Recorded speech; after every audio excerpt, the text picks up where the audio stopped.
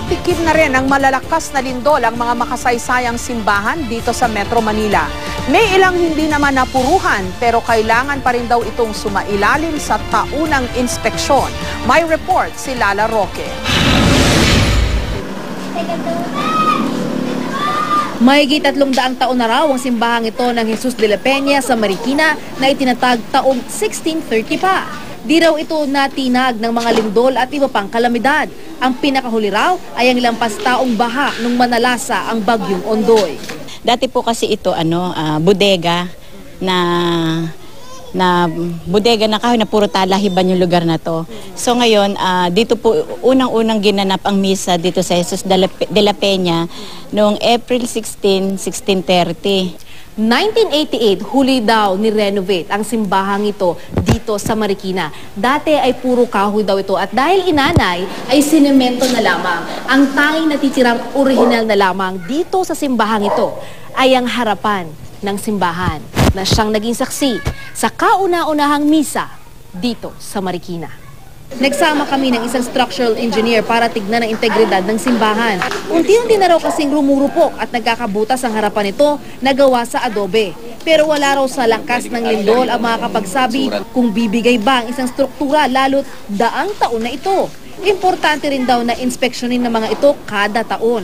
Yung mga adobe niya ay merong disintegration. Normal yan minsan sa adobe, pero minor repair lang to eh. It can withstand earthquake pero yung siguro mild, no? Kasi depende rin sa earthquake yan eh. Merong intensity 4 na earthquake pero pwedeng tumagal ng 1 minute or 2 minutes, it can cause damage. Ang ilang deboto naman ng Our Lady of the Abandoned Church sa Marikina, dinarayo raw talaga ang naturang simbahan. Dito kami kinasal. Double wedding kami ng anak ko. Mas komportable kami. Dito na kasi kami binanyagan, kumpil, lahat, mga kasal-kasal ng mga relatives, dito na rin. Pero kung ang mga simbahang ito sa Marikina nakaligtas pa sa mga kalamidad, iba naman ang kwento ng simbahan ng Antipolo na kilala sa mga pilgrimage at dinarayo ng mga biyahero.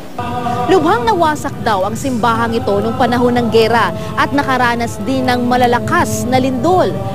Pero ang tanging naisalba ay ang imahe mismo ni Nuestra Señora de la Paz y Buen Viaje na ngayon naroon sa altar nitong Antipolo Church.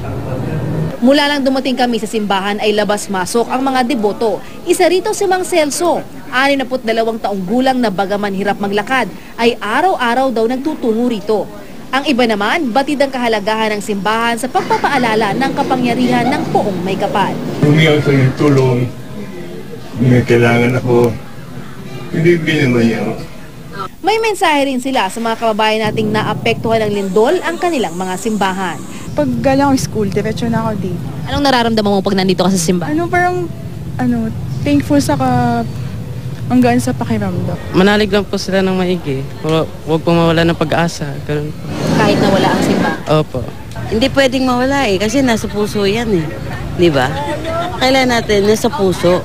Lala Roque, GMA News.